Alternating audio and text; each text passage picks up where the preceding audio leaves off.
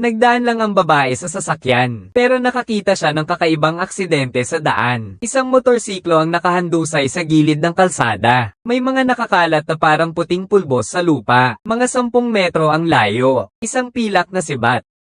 Puno ng pagtataka at takot ang mga mata ng babae. 2 taong duguan. May isang lalaking may sirang prosthetic arm na gumagapang sa harapan. Yung nasa likod naman ay hinihila ang pantalon niya. Lumingon siya sa babae. Ano bang nangyayari? Itinaas ng lalaking blonde ang kamay niya, senyales ng pagsusumamo. Hindi huminto ang babae, pero binigalan niya ang takbo. May nakagapos na kalahating gang sa itim na malita. Naalala pa niya ang paghihirap sa mukha ng lalaking may gintong buhok. Parang nahulaan ng dalaga ang relasyon ng dalawa. Matagal siyang nag-isip.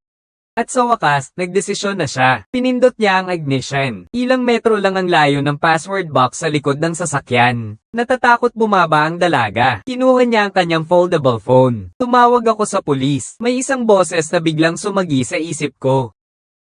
Perpektong krimen. Tatawag ba ako sa pulis? Aalis na lang ba ako gamit ang kotse ko? Perpektong krimen. Tatawag ba ako sa pulis? Aalis na lang ba ako gamit ang kotse ko? Perpektong krimen. Tatawag ba siya sa pulis? Aalis ba siya gamit ang kotse? Nang sumagot ang telepono, siya ay gumawa ng desisyon. Pinili niya ang A, perpektong krimen. Binuksan niya ang kahon ng karayom at sinulid. Iyan ang lagi niyang dala-dala bilang isang mananahi. Tapos isingit ang 2 patpat sa magkabilang gilid. Sunod, bunutin ng isang karayom. Gamit ang dilaw na sinulid, ikabit ito sa rearview mirror. Pagkatapos iunat at ipasok sa bintana sa kaliwa. Kumuha siya ulit ng isang litid ng pulang sinulid, at isabit din sa labas ang pangalawang karayom. Pulaan ninyo, ano kaya ang gagawin niya? Pagbaba ng babae sa sasakyan, hila-hila niya ang 2 karayom habang paatras na lumalakad. Maingat na maingat siya, at hindi niya hinahayaang magulong magkahalo ang 2 sinulid. Nagtataka ang lalaking may gintong buhok. Nakatagpo ba siya ng isang invincible ease? Sumunod na segundo ay yumuko ang babae, at ipinasok ang karayom sa butas ng kadena ng pulse arrest. Pagkatapos ay tumayo siya ng tuwid. Sinaksak uli ang takong ng sapatos. Nabigla rin ang lalaking nakasuot ng helmet sa likuran. Hindi ba dapat tinutulungan niya ang mga ito? Anong ginagawa niya? Hindi nagsalita ang babae. Tahimik niyang kinaladkad ang lalaking nakasuot ng helmet at inilagay ito sa tapat ng lalaking may gintong buhok. Magkabaligtad ang posisyon ng mga ulo. Hinugot ng babae ang karayom. Ilabas ang pulang sinulid mula sa manggas ng lalaking nakasuot ng helmet. Medyo naunawaan ko na. Bibigyan niya ng pantay na laban ng 2. Isang patas na pagkakataon para sa 2. Sinukat ng babae ang distansya. Sumakay ulit siya at pinaandar ang sasakyan. Umalis siya ng magarbo habang tumutugtog ang musika. Mabilis na umiikot ang spool ng sinulid. Makikita rin naman agad ang ilalim. May nakita akong buttstock sa kabilang dulo ng tali. Isa'y pula, isa'y dilaw, isa'y itim, isa'y pilak. Nagsimula na ang karera ng buhay at kamatayan.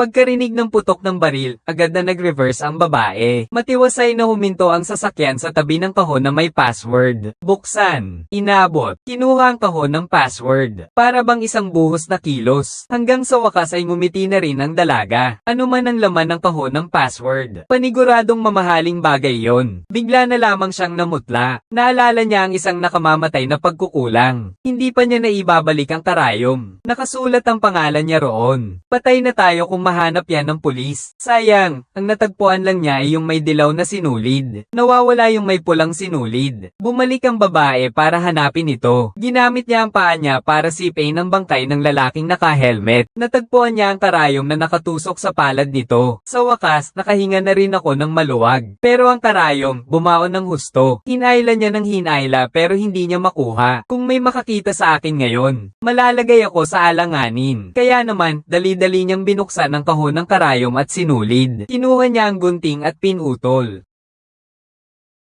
Kaya pala ganito ang paggupit ng matigas, na wala ang lumipad na karayom sa pananahi. Nagmamadaling napayuko ang babae para hanapin ito. Hindi niya man lang napansin na dumilat ang lalaking nakasuot ng helmet. Mahirap na iniunat ng lalaking nakasuot ng helmet ang kanyang kamay. Plano niyang palihim na barilin at patayin ang babae. Mabuti na lang at napansin ito ng babae sa kanyang peripheral vision. Nauna siyang kumuha ng Walther P99. Pero naunahan niya ang inisip nating dalawa. Hindi siya pumili ng baril, kundi tinulak niya ang lalaking blonde. Tapos kinuha niya ang lahat ng shabu at itinapon sa damuhan. Nang matapos sa motorsiklo, itinapon niya ang isa pang baril. Binuhat niya ang lalaking naka-helmet gamit ang buong lakas niya. Iniangat niya ito papasok sa passenger seat. Grabe! Hindi ko inaasahan. Isang karayom na nakasuksok sa siwang ng bato. Eksaktong tumagos sa gulong. Mabilis na nagmaneho ang babae, dala ang lalaking nakasuot ng helmet. Bigla na lang silang nakabalik sa madyaten. Puminto ang sasakyan sa tapat ng pananahiyan. Para siyang nag-aalis ng kargamento. Marahas niyang hinayla palabas ang lalaking nakasuot ng helmet. Sumisitsit ang gulong ngayon. Para bang konti na lang ang buhay ng lalaking nakasuot ng helmet. Saglit na nag-isip ang babae. Naisip niya ang isa pang perpektong plano para sa krimen. Gagamitin niya ang sinulid sa tindahan para mahigpit na maitali ang lalaking nakasuot ng helmet. Pinagmamasdan niya ang libo-libong sinulid na nakapulupot sa katawan nito. Gusto na sanang tawagin ng lalaking nakasuot ng helmet ang babae na libo-libong sinulid. Kulang na kulang pa ito. Kinuha ni Chen Xiaomei ang pinakamakapal na karayom na bakal at gumawa ng isang mekanismo na napakagaling na hindi may larawan sa salita.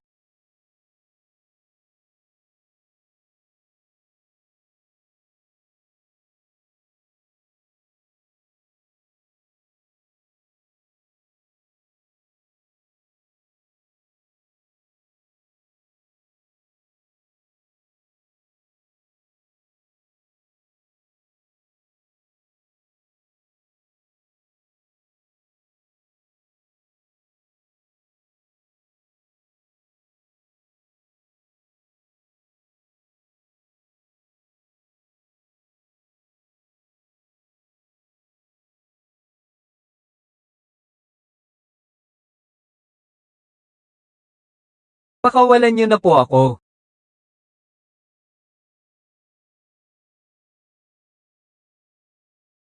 Dahil sa puwersa ng grabidad, nagsimulang gumana ang makinang panahi. Unti-unting naglalapit ang mga magkakaugnay na cable. Dahil sa sistema ng mga pulley, madaling nahatak ang lalaking nakasuot ng helmet. Kahit anong sigaw ng lalaking nakasuot ng helmet, hindi binitiwan ni Chihiro ang pagkakahawak, hanggang sa mahayla niya ito sa ikalawang palapag. Nang mga oras na yon, may mabilis na pagkatok sa ibaba. Kinuha ni Chihiro ang piraso ng tela, at tinakpan ng bibig ng lalaking nakasuot ng helmet. Pagbaba niya ng hagdan, isang matandang ikakasal na nasa 55 hanggang 60 edad, ang kanyang nakita na binabasag ang bintana. Nagmamadali pala si Tia May dahil ikakasal siya. Napunit ang butones ng kanyang wedding dress, at kailangan niya agad ang tulong ni Chen Xiaomei. Ikatlong kasal na ito ni Tia May sa buhay niya, at unang pagkakataon naman itong paggawa ng krimen ni Chen Xiaomei. Bumalik siya sa ikalawang palapag, para tanungin tungkol sa password box. Ang sinabi ng lalaking nakasuot ng helmet, ay nakakagulat. Hahahanapin niya ako. At ikaw rin. Ang ama ng bata. Pinilit mo akong patayin ang anak niya. Hintayin natin siyang mahanap ang karayom. Akala ko'y makakakuha ako ng hindi inaasahang pera, ngunit nasangkot ako sa gulo ng mga drug dealer. Ayon sa lalaking may helmet, ang pangalan niya ay Kuya Strong. Ang namatay ay si Awi. Ang usapan nila ay bayaran at ibibigay ang gamit, ngunit nang makuha ni Awi ang pera ay ayaw niyang ibigay ang gamit. Habol ni Kuya Strong at nagsuntukan sila, tapos nagkaroon ng aksidente. Si Awi ay anak ni Sam Biao, ang leader ng mga lokal na gangster. Kung malaman niyang si Chen Xiaomei ang may pakana sa pagkamatay ni Awi, hindi siya magpapatawad. Pagkasabi niya noon, kumatok ulit. Pareho silang kinabahan at nanindig ang balahibo. Baka dumating na si Sang Biao. Pinilit ni Chen Xiaomei na pigilan ng takot. Bumaba siya at nakita ang kapitbahay nilang si Lolo Wang. Si Lolo Wang ay isang regular na customer sa tindahan. Mabait naman siya, medyo madaldal lang. Si Xiaomei ay abala sa pakikipag-usap kay Lolo Wang. Si Kuya Kiyang ay nasa taas at may binabalak na masama. Gumalaw-galaw siya at hinayla ang kahon ng password. Pagkatapos ay dahan-dahan itong inilipat papunta sa may hagdanan. O kaya'y bigyan mo pa ako ng isa pang yellow line.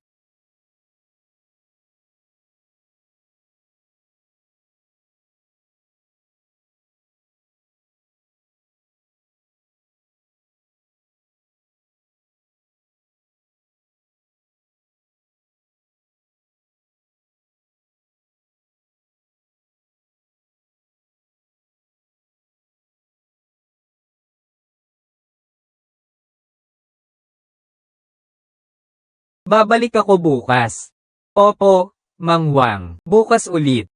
Ang galing ng operasyon na yon. Muntik nang maihi sa pantalon si Chiao Chow dahil sa takot. Naparalisa siya sa may pinto. Humugot siya ng ilang malalim na hininga. At may naisip na naman siyang bagong plano B gamit ang talino niya. Unang hakbang, pagpapako ng pako. Pagpapako ng pako sa pinto. Pangalawang hakbang, pagsusulid ng sinulid. Pagkatapos may isulad ang sinulid sa may pinto. Isulad naman ito papunta sa kisame. Bihasa na ang kamay. Nakakabighani. Pangatlong hakbang, pagtanggal ng tabla. Inilagay niya ang buksan sa hagdanan. Gumawa siya ng bagong gamit para kay Kuya Kiyang. Sobrang nagpanik si Kuya Kiyang noon. Hindi niya maintindihan ang ginawa, tulad natin. Ang alam lang niya, ang babaeng yun ay isang dalubhasa sa mga mekanismo. Paniguradong may masamang mangyayari. Huling hakbang, pag-iipit ng baril. Ikinabit ni Chen Chaomei ang sinulid sa gatilyo. Unti-unting hilahin pataas gamit ang kawit. Sa ganoon, nabuo ang isang mekanismo na magkakaugnay. Yakap-yakap niya ang kahon ng password at nagtatago sa madilim na sulok ng counter. Makalipas ang ilang minuto, mabilis na dumating ang isang Mercedes-Benz. Mukhang si Sang Biao na yon. Sa sandaling itulak niya ang pinto, na isaaktibo ang bitag na gawa sa libo-libong mga cable.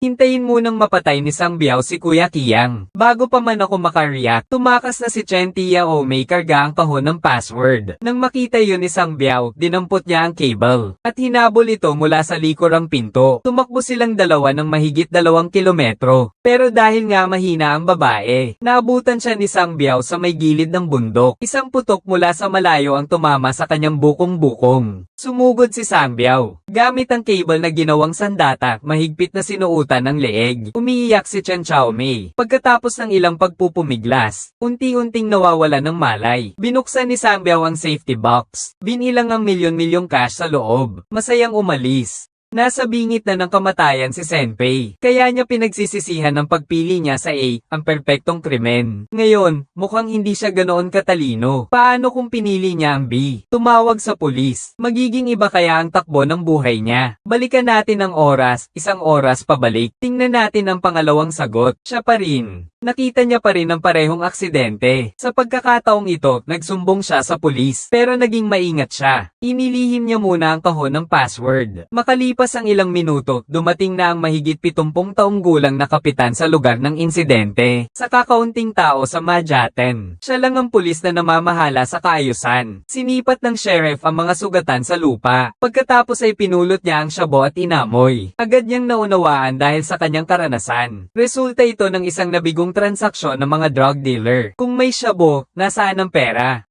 Dahil dito, pinabuksan ng sheriff kay Chiao Tiao ang hood ng sasakyan.